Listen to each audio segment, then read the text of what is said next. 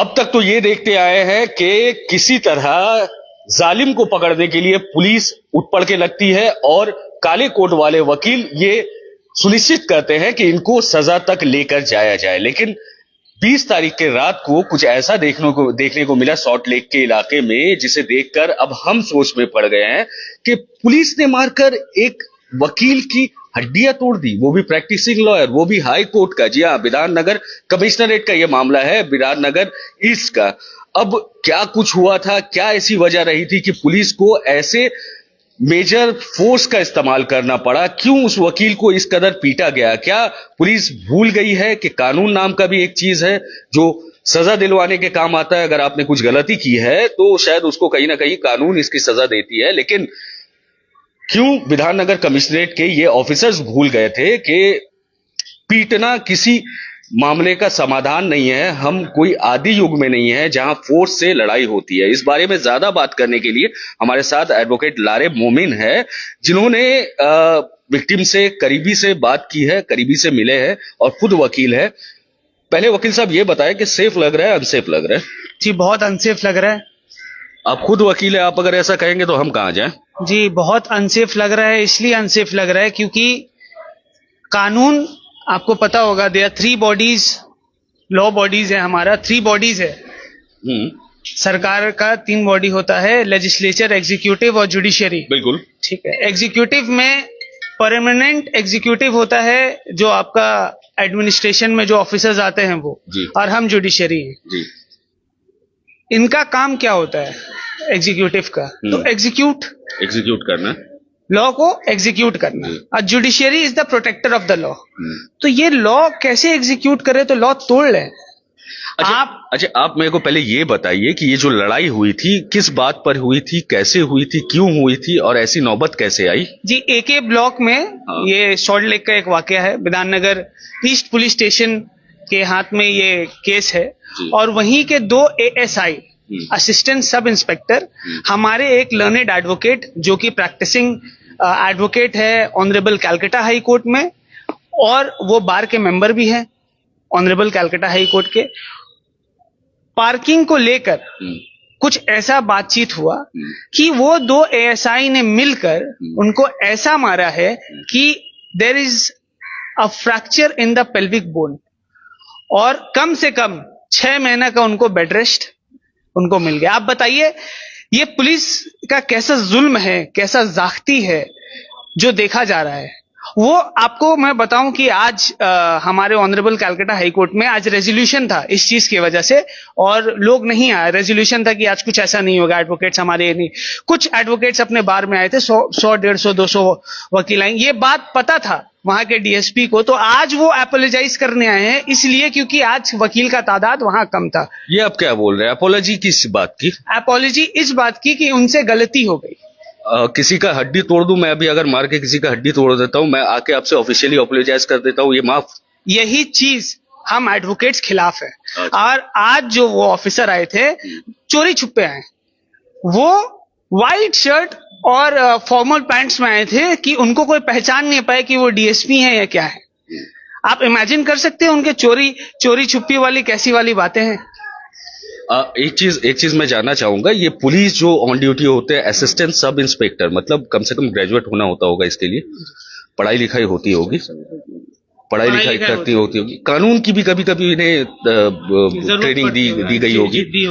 तो ये जानते नहीं है कि ऐसा मेजर फोर्स किसी भी सिविलियन के अगेंस्ट में या फिर किसी भी इंसान के अगेंस्ट में लेने का कानून इजाजत नहीं देता है। क्या सोच के इन्होंने किया? जी उन्होंने क्या सोचा ये तो नहीं पता, पर क्या ये नशे में थे? ये तो नहीं पता कि वो इंटॉक्सिकेटेड थे या नहीं थे। Let the court decide. अच्छा, एविडेंस आने दीजिए क्या होता है क्या नहीं। लेकिन उससे पहले we the group of advocates, मेरे जितने भी सीनियर एडवोकेट्स थे आज वो बहुत गुस्से में थे, और गुस्सा होना लाजमी है क्योंकि अगर काले कोर्ट पे इस देश में भी कहीं बात आता है तो हमारा खून खौल उठता है। बिल्कुल, काले कोर्ट पर हम भी भरोसा करते हैं, हम भी ये यकीन रखते हैं कि हमें जब इंसाफ की जरूरत होती है तो आपका हाथ पकड़कर हम कोर्ट तक जाते हैं, न्याय मूर्ति तक जाते हैं और उनसे जाकर हम इंसाफ मांगते हैं। लेकिन अगर आपके साथ ही ऐसा हो रहा है तो अंदर से लारे मोमिन जो कि एडवोकेट बाय सोल है, उसके दिल से क्या आवाज आती है? लॉ बुक छोड़ दीजिए, आप सोसाइटी छोड़ दीजिए, अंदर से आपको क्या आ रहा है, कैसी तकलीफ आ रही है? जी, दो चीज आ रहा है, एक तो दुख और दूसरा गुस्सा। अच्छा। दुख इस बात पे कि ऐसा हुआ और हमारे जो लोग हैं उनके साथ ऐसा हुआ और उनका हड्डी तोड़ा गया। अगर वो एडवोकेट नहीं भी होते तो क्या कानून आपको हक देता है कि आप सिविल ड्रेस में किसी भी इंसान को मार के उसकी हड्डी तोड़ दें? कैसी तरबियत है आपकी, कैसी अपब्रिंगिंग है आपकी? इंसानियत नहीं सिखाया क्या हम अब बने आपको? अब से कुछ दिन पहले हाईकोर्ट में एक केस हुआ था जिसमें बताया गया था कि पुलिस ने रिफ्रेशर ट्रेनिंग देने के लिए जस्टिस पार्थोसारथी ने कहा कि रिफ्रेशर ट्रेनिंग ट्रैफिक के मामले में देने की जरूरत है। आपको लग रहा है कि ह्यूमन बिहेवियर के लिए भी इन्हें ट्रेनिंग देनी चाहिए? उनको एथिक्स पढ़ाना होगा, एक प्रोफेशनल एथिक्स, ह्यूमैनिटी, इन सब का अलग क्लासेस उनको देना पड़ेगा। क्योंकि उसका वजह मैं बता रहा हूं, वो एडवोकेट नहीं भी होते तो कोई भी लॉ बुक उनको ये पार नहीं दे रहा है कि आप किसी का मार के हड्डी तोड़ दें। ये क्या, और आप एक एएसआई हैं, आप क्या समझ रहे हैं? गुंडागर्दी है या राइट, ये गुंडागर्दी है, ये पुलिस की गुंडागर्दी चल रही है। और पुलिस की गुंडागर्दी अभी से नहीं, बहुत पहले से मैं ऑब्जर्व कर रहा हूं। जब से मैं वकालत की फील्ड में आया हूं तो मैं देख रहा हूं कि ये आम आदमियों का एफआईआर लिखने में महीनों बरसों लगा देते हैं।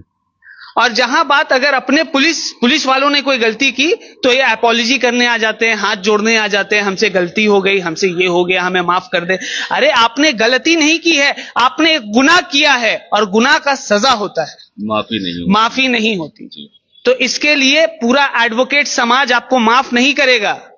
और वो जो ऑफिसर है उसके ऊपर लीगल चार्जेस जितना हो सके, हमको हमारे कोर्ट पे भरोसा है, जितना हम देखिए पढ़े लिखे बात करें, ये हमारी तरबियत है एडवोकेट्स की। हम ये नहीं बोल रहे कि उसको मारो पीटो ये करो, नहीं, लीगली जितना भी स्टेप्स है लेना होगा, कड़ा से कड़ा सजा उसको मिलना होगा, एक एग्जाम्पल कायम करना होगा कि आइंदा ऐसा कोई भी पुलिस अगर सोच में भी लेकर आए तो वो सोच उसका वही खत्म हो जाए। इतना दर्दनाक लीगल सजा उसको मिलना चाहिए। ये सिर्फ वकीलों के लिए नहीं, ये हर इंसान के लिए, क्योंकि पुलिस जो है वो बस वकीलों का नहीं है, पुलिस सबका है। अगर सरकार ने पुलिस को अपॉइंट किया है तो पब्लिक के सेवा के लिए किया है, पर यहां मैं देखता हूं कि पब्लिक सेवा कर रहा है पुलिस का, यहां उल्टा पद देखा जाता है मुझे। इसीलिए आज आप देखिए, आप एक एफआईआर लिखाने जाइए तो वो आपको जो एक दिन का मामला है, कंप्लेंट जो एक दिन का मामला होता है लिखने में, वो आपको पहले हम म्यूचुअल करेंगे, हम म्यूचुअल। अरे आप पुलिस है या आप जज बन गए हैं? आप पुलिस स्टेशन में फैसला करवा रहे हैं। ये बड़ी बात कही आपने। ये हमारा भी आंखों देखा है कि आप अगर कोर्ट में जाते, ये पुलिस के पास जाते हैं तो कंप्लेंट लिखने से पहले वो खुद जज बन जाते हैं और दोनों पक्षों को सामने खड़ा करके म्यूचुअल करवाने की कोशिश करती है। कानून में कितनी इजाजत है इस बात की? ये एकदम इजाजत नहीं है जी, एकदम इजाजत नहीं है। और मैं आपसे ये बात बोलूंगा, अगर आपका कंप्लेन नहीं लिया जाए, एफआईआर नहीं किया जाए, आप उस पुलिस वाले के नाम पे कंप्लेन करें, रिट करें, कोई नहीं मिलेगा ना। अगर आपको, आप मेरे पास आइए, मेरे पास अल्हम्दुलिल्लाह बहुत सीनियर्स है, हम खुद है, हम उस पुलिस के खिलाफ एक्शन लेंगे, लेकिन गलती पुलिस वाले की होगी तब। ऐसा नहीं कि आप फेक कंप्लेन लेके आए, या ये कोई भी इंसान, देखिए आज 100% पुलिस वाले अगर है तो मैं नहीं बोल रहा हूं कि 100 में 100 खराब है, उसमें 20% ऐसे भी लोग हमने देखा है जो अपनी जी जान से इन्वेस्टिगेशन करते हैं, चार्जशीट बनाते हैं और अपना खून तक बहाते हैं इंसाफ दिलाने के लिए। लेकिन 80% आज ऐसा हमने देख लिया है कि वो बस कुछ ऐसे जोम में आ गए हैं वो, कि वो अपने आप को सबसे बड़ा समझ रहे हैं। ऐसा नहीं है, हम हो या आप हो, सबसे बड़ा कानून है, और कानून को आप हाथ में लिए, आप बहुत गलत किए हैं। It's very inhuman thing which we have noticed. एक सवाल है आपसे जो अक्सर लोगों के जहन में आता रहता होगा, वो ये है, बड़ा सवाल है, थोड़ा सोच के जवाब दीजिए, कोई दिक्कत नहीं है। कानून या इंसानियत, दोनों में पलड़ा किसका भारी है? देखिए, इंसानियत से ऊपर कोई कानून नहीं। No law is above humanity. ये चीज मैंने पहले भी बताया था, जब मैं एक रेप केस के बारे में जब मैं डिस्कस कर, हम मीडिया वाले मेरे पास आए थे, जब वो हम बात कर रहे थे, तो उसमें भी मैंने बोला था कि no law is above humanity, इंसानियत पहले आती है। और ये चीज आप देखिएगा, अगर आप कोर्ट में भी जा रहे हैं, अगर कोई जज साहब भी फैसला कर रहे हैं, तो वो पहले इंसान है जी, वो भी इंसानियत देखते हैं, फैक्ट्स देखते हैं, सब देखने के बाद तब फैसला लिया जाता है। पर मैं तो यहां देख रहा हूं पुलिस स्टेशन में एक दिन में फैसला हो जा रहा है, मामला रिजॉल्व हो जा रहा है, कंप्लेन भी नहीं हो रहा है, और 6 महीने के बाद फिर उसी नाम का, उसी केस का फिर से एफआईआर हो रहा है। क्यों?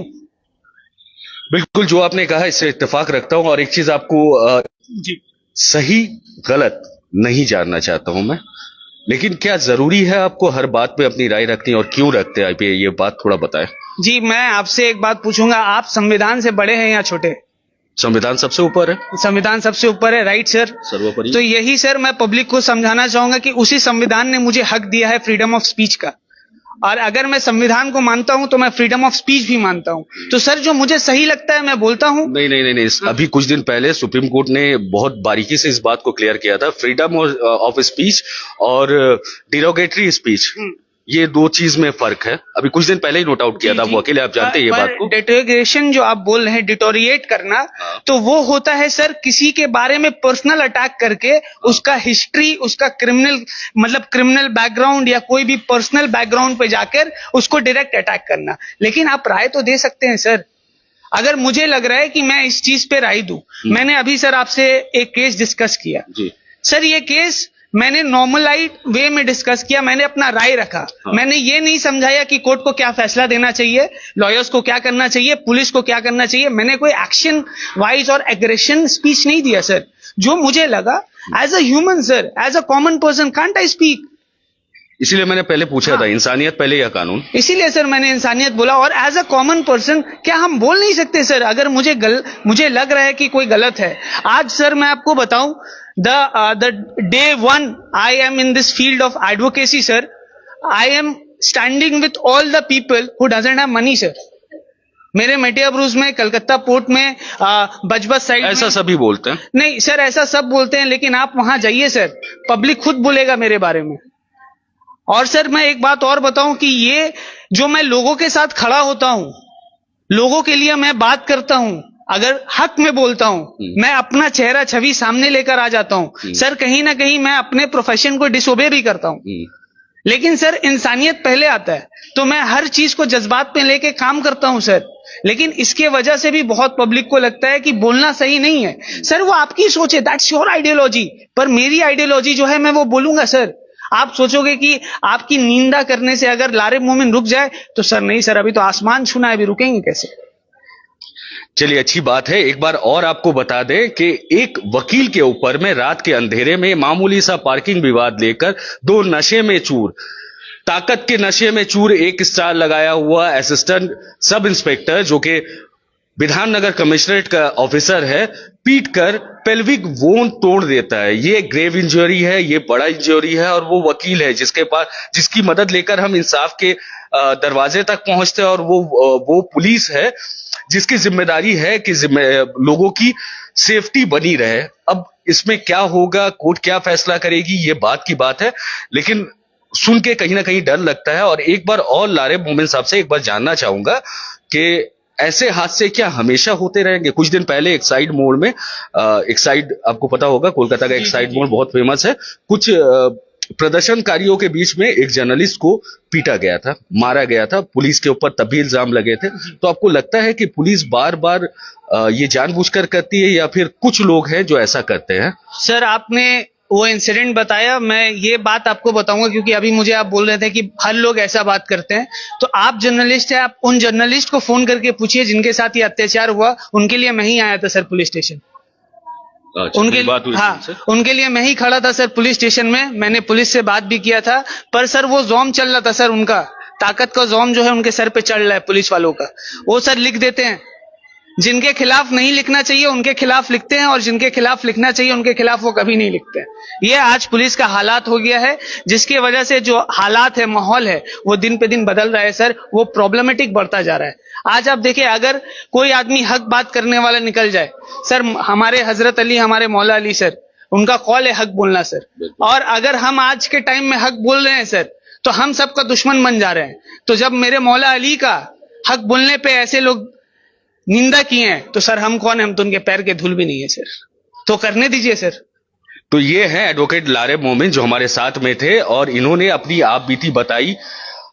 एडवोकेट पे हो रहे हमले पे, इनकी पर्सनल लाइफ में चल रहे प्रॉब्लम्स पे, या फिर समाज को लेकर क्या कुछ इन्हें फेस करना पड़ रहा है और कैसे आगे बढ़ेंगे, इस बारे में बात की और बहुत जल्दी इनके साथ जुड़ेंगे और भी बाकी की बातें जानने की कोशिश करेंगे। फिलहाल के लिए न्यूज़ टैग इंडिया और हालात बंगाल से मैं शब्बीर इजाजत लेता हूं। शुक्रिया।